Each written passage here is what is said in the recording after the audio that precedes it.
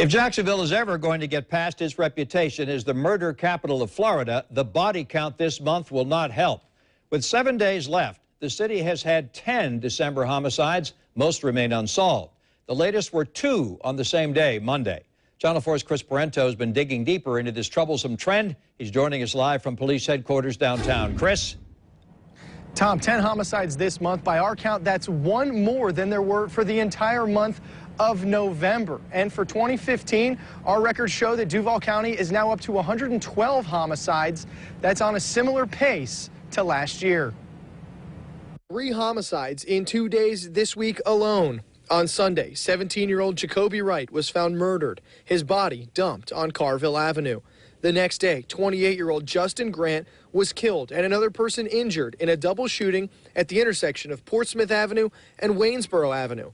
That same night, 57-year-old Anatoly Glavnik was shot and killed by an intruder at his house on the south side. But in terms of prevention, it makes it difficult because there are just so many different reasons as to why these homicides are occurring. Looking at the numbers in recent years, during December 2014, there were 11 Duval County homicides. In 2013, there were 8, and in 2012, there were 15. News4Jax crime and safety analyst Gil Smith says that JSO has plenty of resources to make sure thorough investigations are done for each. 10 this month is sort of the average throughout the year. So, they just, allocate their resources as they're needed. And then if the homicides are solved fairly quickly, then it frees them up to assist and work on others. But it doesn't strain the resources any more than it would throughout the year. 2 of the homicides happened less than a mile apart on Portsmouth Avenue. On December 16th, Antrinio Hardwick was found dead inside a vacant home there. 5 days later, the shooting of Grant happened about a half a mile away. No shooter has been caught in either one.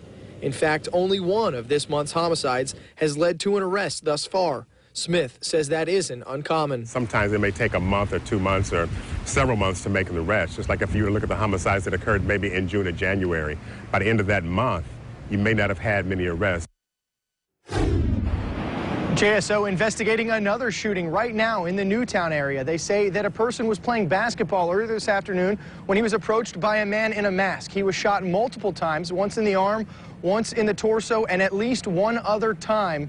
But they say thankfully that person was taken to the hospital in non-life-threatening condition. They're asking for anybody with any information about any of these unsolved homicides to call Crime Stoppers at 866-845-TIPS. Live tonight, I'm Chris Parento, Channel 4, the local station.